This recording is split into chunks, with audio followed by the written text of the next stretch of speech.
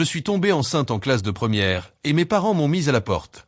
20 ans plus tard, ils ont décidé de venir me rendre visite, moi et leur petit-fils, mais ce qu'ils ont vu les a laissés sous le choc. Lors de ma deuxième année de lycée, j'ai commencé à sortir avec Owen. Il était la vedette de l'équipe de football, doté d'un sourire rapide et d'un charme qui illuminait n'importe quelle pièce. À 16 ans, il était, pour moi, la seule personne qui me comprenait vraiment, quelqu'un qui voyait au-delà de mon apparence calme jusqu'aux rêves que je gardais en secret. Après l'école, nous parlions des heures de nos grands projets. Déménager, louer un petit appartement dans un endroit excitant, peut-être même lancer un business ensemble. J'en avais déjà l'image, une vie bâtie côte à côte, quelque chose d'inarrêtable. J'étais sûr que notre amour durerait pour toujours. Mais tout a changé une fois les mortiers de remise de diplôme retombés à terre et l'été devenu automne. Owen a commencé à s'éloigner, telle la marée qui se retire du rivage.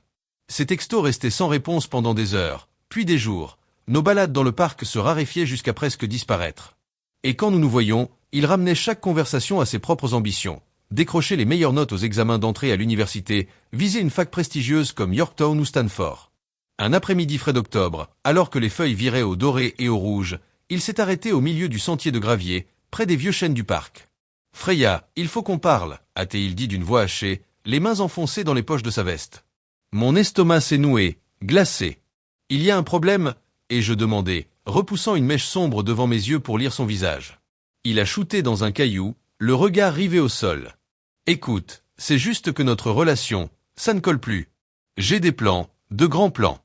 Je postule dans des universités, je poursuis une carrière et... » D'un geste vague, il a désigné l'espace entre nous sans me regarder. « Tout ça me freine. » Les mots m'ont transpercé comme un couteau. « Te freine ?» et je répétais, la voix tremblante malgré mes efforts pour la garder ferme. Je croyais qu'on était ensemble là-dedans. Tu disais qu'on arrangerait tout, la fac, la vie, tout.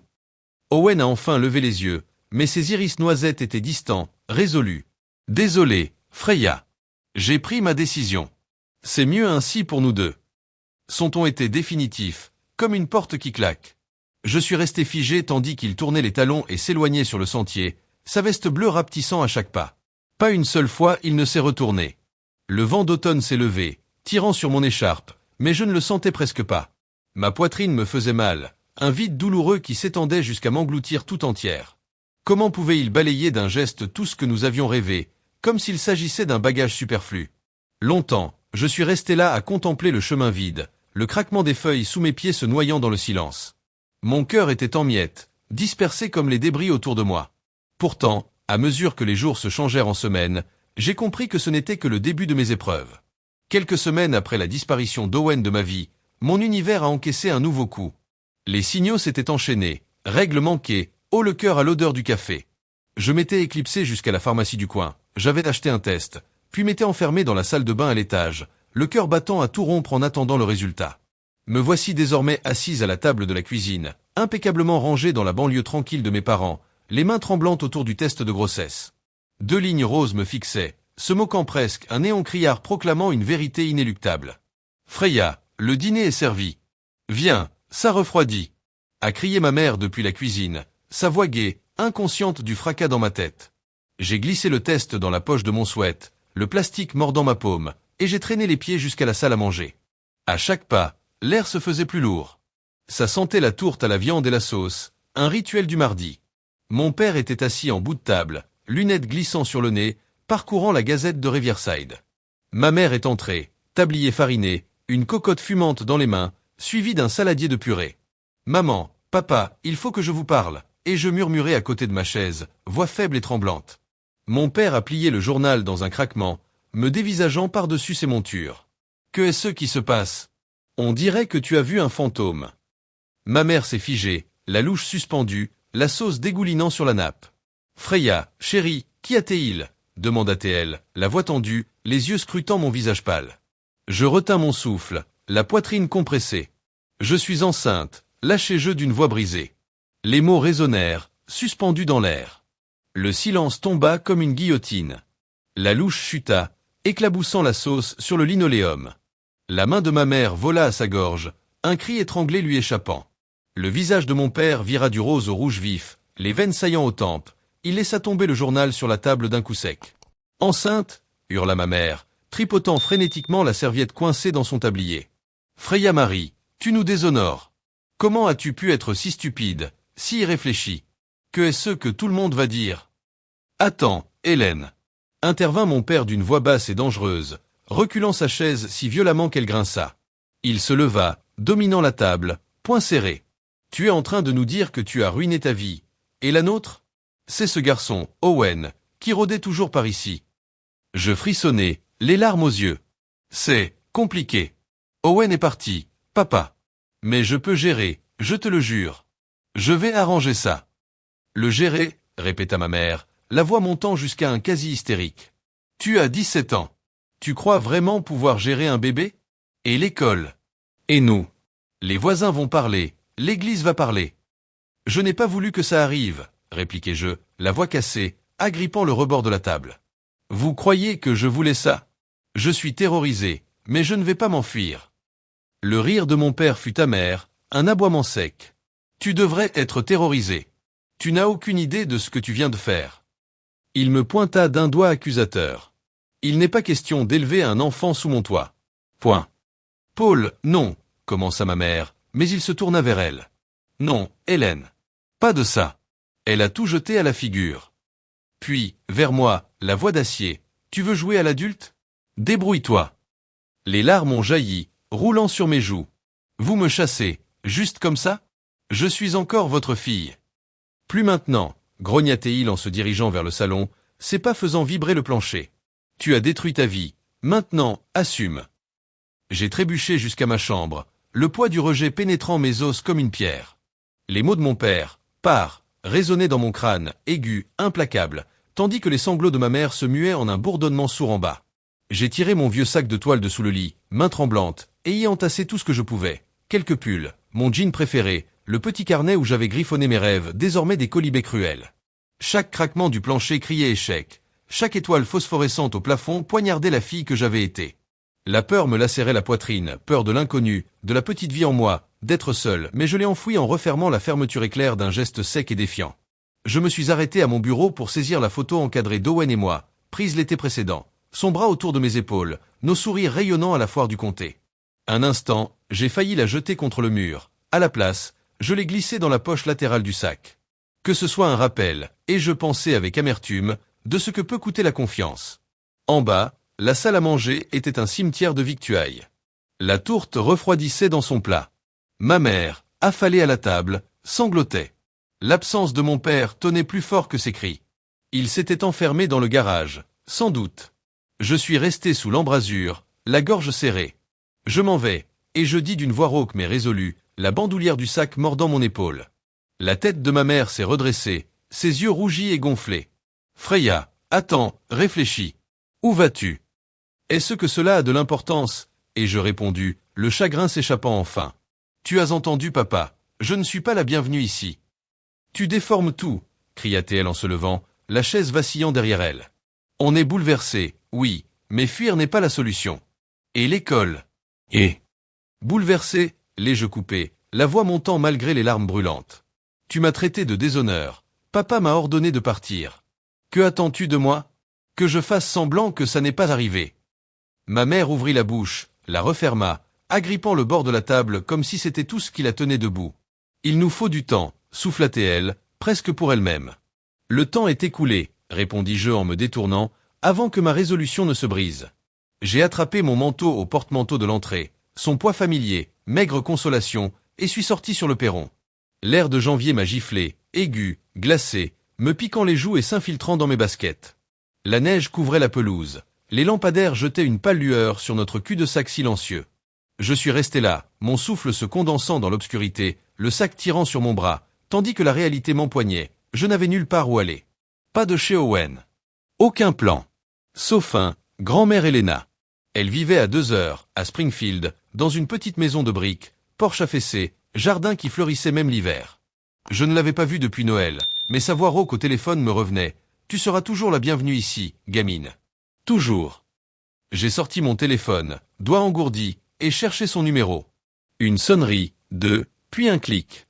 Freya. C'est toi? Sa voix sonna chaude, surprise. Il est tard. Que se passe-t-il, ma petite? Grand-mère. Ma voix se brisa, la digue céda. J'ai besoin de venir chez toi. Maintenant. Un silence, un froissement, je l'imaginais se levant de son vieux fauteuil. Que est-ce qui t'arrive, ma chérie? Tu sembles bouleversée. Je t'expliquerai en arrivant. S'il te plaît, est-ce que je peux venir? Bien sûr que tu peux. Arrive en sécurité. Je mets la bouilloire. J'ai raccroché. La promesse d'un refuge a calmé mes tremblements juste assez pour avancer. Je jetai un dernier regard à la maison, la lumière chaude des fenêtres, la silhouette de ma mère immobile à la table. Puis je me suis dirigé vers l'arrêt de bus au bout de la rue, le vent hurlant dans mon dos. Je descendis du bus à Springfield juste après minuit, mes baskets crissant sur le parking couvert de givre de la gare routière. Les 2 heures de trajet n'avaient été qu'un défilé de phares et de regrets mal ruminés, mon sac pesant comme une encre sur mes genoux. J'entrepris à pas lents les 3 pâtés de maison qui me séparaient de la rue d'Helena, chaque bouffée d'air glacé mordant un peu plus mes poumons, jusqu'à ce que la petite maison de briques se dessine enfin. Porche enfoncée, ampoule jaune tremblotante, jardin embroussaillé où pointaient encore quelques roses d'hiver.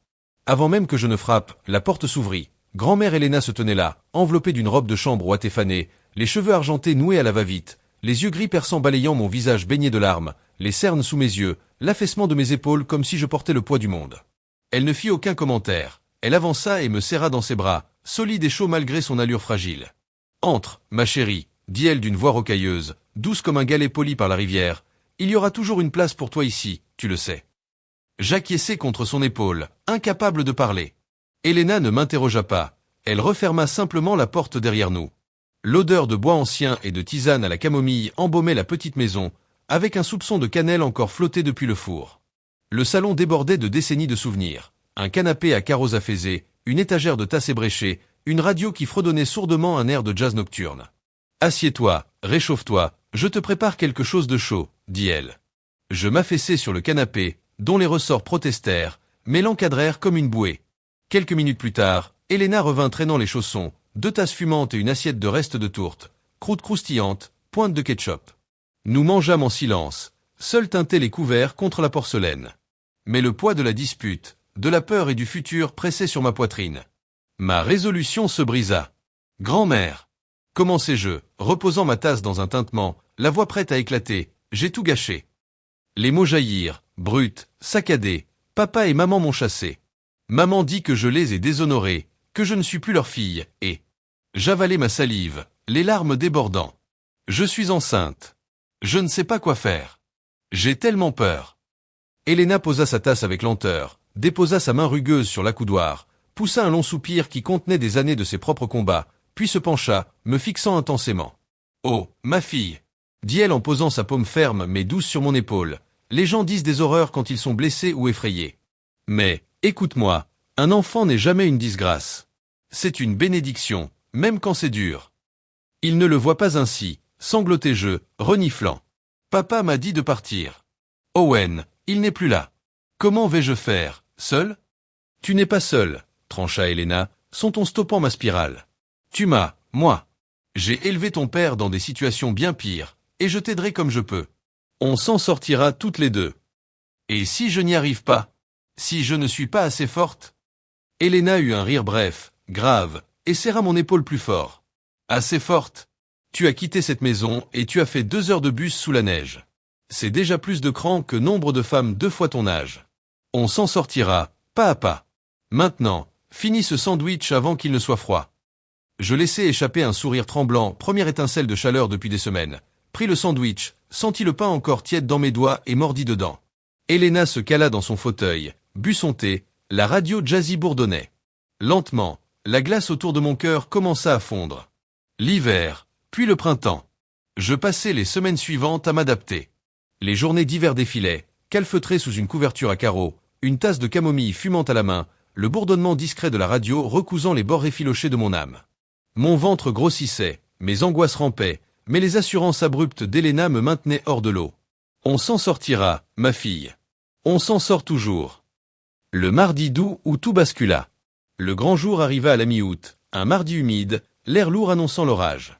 Ma poche des eaux céda alors que je rinçais l'évier dans la cuisine minuscule. « Grand-mère !» haletai-je, agrippant le rebord, l'eau s'écoulant sur le linoléum. Helena surgit, balança le torchon et saisit les clés de la voiture. « Allez, gamine, il est temps que ce petit pointe le bout de son nez. » Nous fonçâmes à Springfield Merci, modeste maternité coincée entre l'autoroute et un champ de maïs. Les néons bourdonnaient tandis que je broyais le bras d'Elena.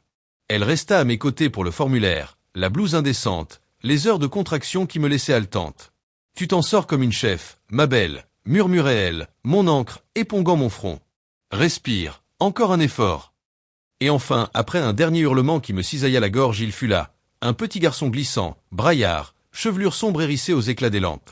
L'infirmière le déposa sur ma poitrine et le temps se figea.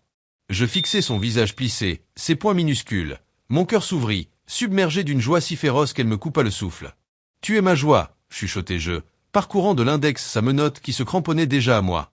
Elena se pencha, ses rides soudain adoucies par un large sourire. « Regarde-moi ce battant, comme sa maman. Quelle tignasse pour un nouveau-né. » Je ris, un son tremblant et humide. « Il est parfait, n'est-ce pas ?»« Aussi parfait que possible, » acquiesça Elena, posant sa main sur mon épaule. « Tu as bien travaillé, ma fille, vraiment bien. » Secret, mon secret. Je l'ai appelé secret, parce qu'il avait été mon secret le plus cher, celui qui avait tout changé. Nous sommes rentrés chez Elena. Le froid de janvier s'était déjà mué en bourgeon de printemps, puis en été écrasant. La petite maison de briques devint notre cocon, le canapé à carreaux, la radio, le jardin embroussaillé transformé par Elena en mer de calendula. Secret grandit, passant du nourrisson criard au bambin aux yeux brillants, ses boucles sombres capturant la lumière matinale. À 5 ans, il n'était qu'un tourbillon de « pourquoi » et de « comment ». Pourquoi les oiseaux chantent-ils? Comment les nuages flottent-ils? Il démontait des lampes, dessinait des constellations, envahissait la cuisine de câbles et de trombones torsadés. La question qui fait mal. Un soir d'août, sur le perron baigné d'or rose, alors qu'Elena tricotait une écharpe bleu bosselée, secret, couché sur les marches, une glace dégoulinant entre les doigts, se tourna vers moi. « Mamie dit que tu es mon arrière-grand-mère. Alors, pourquoi les autres enfants ont-ils un papy et une mamie que je n'ai jamais vus ?» Le cliquetis des aiguilles d'Elena cessa.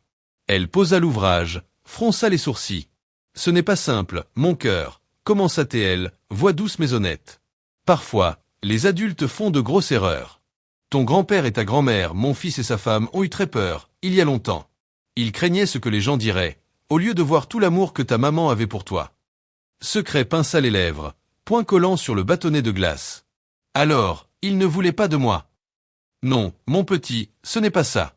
Ils étaient coincés dans leur peur. Parfois, ça fait faire de mauvais choix. Mais ta maman t'a choisi, elle. Ça, c'est ce qui importe. Le visage de Secret resta grave, mais une lueur soulagée traversa ses yeux noisettes. Et toi, tu restes toujours. Toujours, sourit Elena, ébouriffant ses boucles. La famille, c'est ceux qui t'aiment, envers et contre tout. Et je ne vais nulle part. La vie au Rosiers Dîner. Pendant ce temps, je m'étais fait une place régulière comme serveuse au Rosiers Dîner, en périphérie de la ville, banquette de vinyle fendu, jukebox en panne depuis 1994, odeur permanente de café brûlé. Entre deux services, je glissais chaque pourboire dans une boîte à café planquée sous mon lit, étiquetée au marqueur, futur de secret. La rencontre avec Lance. Un jeudi étouffant de fin de printemps, la fatigue me fit trébucher, la cafetière m'échappa, aspergeant d'un torrent brûlant le costume marine manifestement hors de prix d'un client. Honteuse, je filai jusqu'à la maison chercher la vieille veste en velours côtelé de grand-père. Quand je l'attendis, l'homme laissa échapper un rire grave, inattendu. Vintage, plaisanta-t-il en l'enfilant, les coudes rapiécés contrastant avec son pantalon taillé. Je m'appelle Lance. Vous avez du cran, je vous l'accorde. Ce rire, cette décontraction, ils revinrent. Une fois, puis deux, puis chaque semaine. Parfois, un bouquet de marguerites du marché fermier. Un autre jour, 2 billets pour la séance du matin au vieux cinéma. Une autre fois, une idée de coin tranquille pour voir les feux d'artifice de la foire. Mes murailles, élevées depuis Owen et la nuit glaciale, se fissuraient. La demande. Un soir d'octobre, feuilles craquant sous nos pas, nous finissions des hamburgers au dîner quand il posa soudain sa fourchette, me fixa. « Freya, j'aimerais rencontrer ton fils. Et ta grand-mère aussi. Si tu es d'accord. » Une panique douce me saisit, mais j'acceptai. Ce fut un succès. Lance s'assit, attentif, tandis que Secret lui expliquait comment les vers de terre avancent sans pattes. Elena, malicieuse, me glissa en cuisine. « Tu as gagné ça, ma fille. Donne-lui sa chance. » Quelques mois plus tard, sous les lilas en fleurs, Lance effleura ma main. « Je veux t'épouser, Freya. Construire ma vie avec toi, Secret, et Elena. Qu'en dis-tu » Le oui resta coincé dans ma gorge, enserré par les vieilles peurs. « Laisse-moi réfléchir, répondis-je. Il hocha la tête, prêt à attendre. La bourse pour secret. Une semaine après, il apparut chez Helena, enveloppe épaisse en main, bourse intégrale à Johns Hopkins, pré-médecine, au nom de Secret Hansen. Mes jambes fléchirent. J'emmenai ma boîte à café, la vidai sur la table, des années de billets froissés. Prends tout. Tu as payé ça. Non. Cela t'appartient, rétorqua Lance. Je l'ai fait parce que je le voulais. Cette nuit-là, après la fermeture du dîner, je lui offris une veste neuve, laine bleue nuit impeccable, col en velours côtelé rappelant notre première rencontre et enfin. Oui, Lance. Oui. Il me souleva dans la cabine, la veste écrasée entre nous, et le restaurant sombre résonna de nos rires. Secret, Dr Hansen. Secret traversa Johns Hopkins comme un météore, premier de sa promo, main sûre, curiosité étincelante. À 22 ans, il devint chirurgien dans une clinique privée de Baltimore.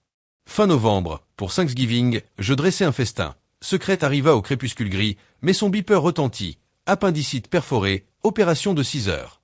La patiente survécut. Son mari, mince, costumé limé, voulut remercier le médecin et sa mère.